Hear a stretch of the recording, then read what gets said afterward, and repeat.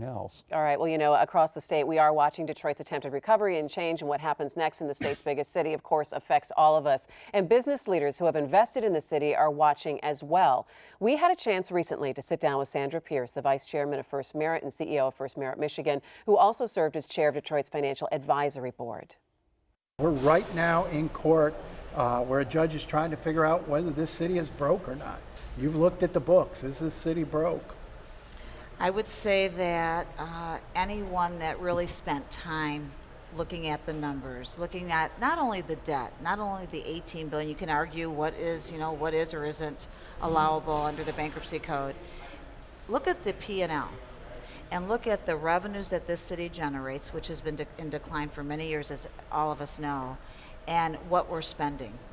And the number is negative. So that means we do not have enough cash flow to service the city residents and to turn on the lights and snow plow and just basic city services that we need to live. So we are in financial distress. We are bankrupt. It will be, I'm convinced, proven in the court system, and then the right things will happen. We have to get the balance sheet corrected. That's what bankruptcy will do. But we also have to get the operations of the city working so that anyone that lives and works in the city gets the services that they expect and they deserve. So that's a different set of work streams, right? Sure. I mean, we've got 44 city departments in Detroit. All 44 need investment. Yeah. All 44 need additional talent. All 44 need money. What's your impression of how the relationship between the city administration, led by the mayor, and the emergency management, led by Kevin Orr, will be once we get past Mayor Bing being mayor? I know that's not worked out the way anybody anticipated. I think the Financial Advisory Board thought perhaps there would be more of a partnership. Are you optimistic about that improving after the election? Here's what I would expect. What I would expect with current administration and future administration, every single person working in the city, whether you're the emergency manager or you're the mayor or you're a city employee, we need everyone's help to get what we need to get done.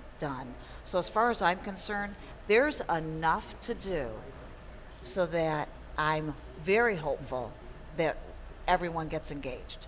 And it's up to Kevin, because of the powers under the act he's working under, to decide that and decide what to give each person in administration.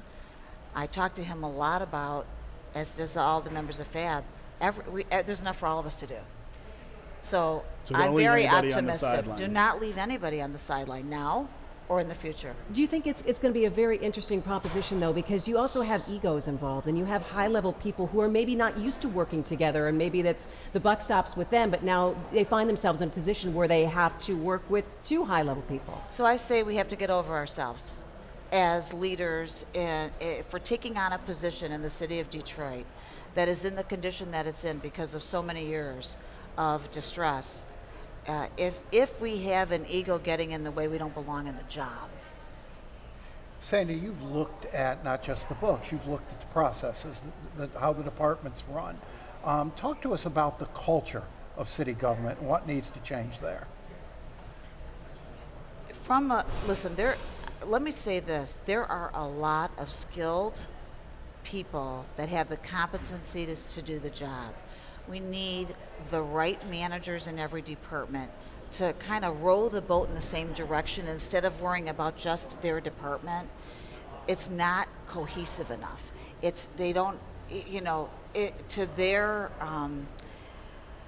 have to say to all of them working in the city that stuck through what we've been through, they deserve the chance to be a part of moving this city forward.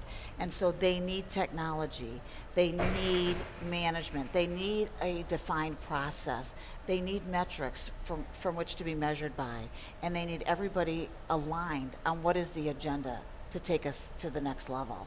And it's just a matter of getting it together and making it happen and providing the resources necessary to get it done. And frankly, resources is the issue, right? I mean,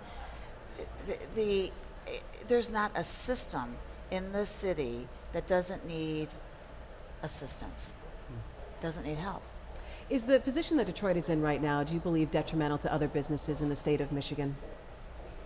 Listen, I view what the city is going through now and having the courage to take this action of going into bankruptcy is looked on by the business community as favorable. It is about time that we're addressing the financial issues in the city. And so I don't think it's harmful. I actually think it is an event that is bringing us together. All right. Because we know once the balance sheet gets fixed, that's a good thing. We have to work on, okay, now let's go into the neighborhoods. Now let's go into the fire department. Now let's go to the police department. Let's fix the payroll system. So there's a lot to do beyond fixing the balance sheet. And this is a very good first step. Our thanks to